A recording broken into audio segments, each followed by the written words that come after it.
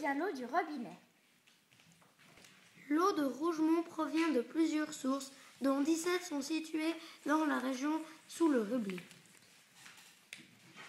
Elles sont captées. Ici, les 3 sources du Gouffre ouest. L'eau des sources est ensuite dirigée vers la chambre de rassemblement du Gouffre. Construite en 1935, elle est située à une altitude de 1148 mètres. Un compteur permet de voir le débit instantané. Ici, il est de 1127 litres par seconde. Cela peut monter jusqu'à 5000 litres par seconde. Depuis là, l'eau va partir dans des conduites en direction du réservoir principal de la Forclaz. Les tuyaux d'un diamètre de 20 cm sont situés dans la terre à une profondeur de 1,20 m, ce qui les protège du gel humide. Seule une petite portion du tronçon est visible, car il a fallu traverser la Sarine. La conduite est située sous le pont des Fontaines.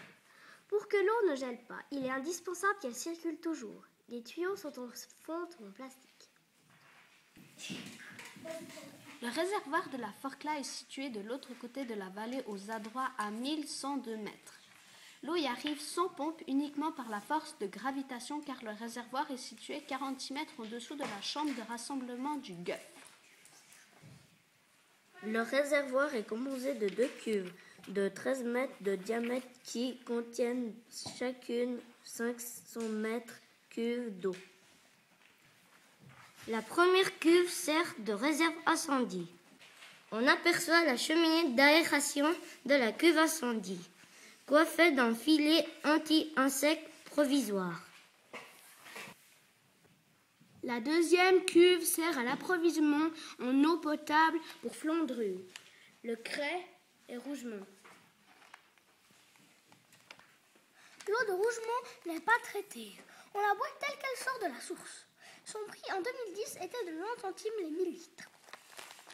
L'eau est analysée 3 fois par année par le laboratoire cantonal.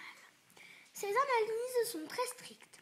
Il suffirait de toucher l'eau avec le bout du doigt pour que l'eau soit souillée et ne satisfasse pas aux exigences. Tout ce réseau est surveillé depuis 1998 par M. Gérald Hyacin.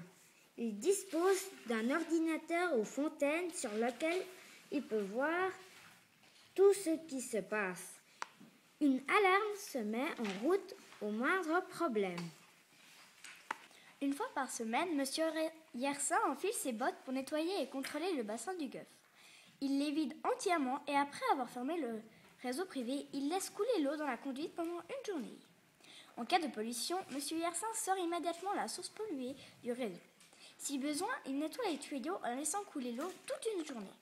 Lorsque l'eau du Gouffre n'est pas disponible ou qu'il manque d'eau, on utilise le réservoir des fontaines. L'eau est pompée jusque dans le réservoir principal de la Forclaz. Depuis 2000, nous sommes en déficit d'eau. Lorsqu'il pleut trop fort, l'eau n'a pas le temps de pénétrer dans la terre. Elle ruisselle jusqu'à la Sarine. La neige qui en fondant doucement alimentait de façon optimale les sources souterraines ne tombe plus en abondance. À Rougemont, il y a encore 2 réservoirs. Le réservoir de la Rette d'une capacité de 1000 mètres cubes. Et le réservoir Gétaraude qui recueille les sources situées derrière Rodemont-Devant et qui a une capacité de 300 mètres cubes. Il permet d'alimenter les consommateurs situés en dessus du réservoir de la Forclaz.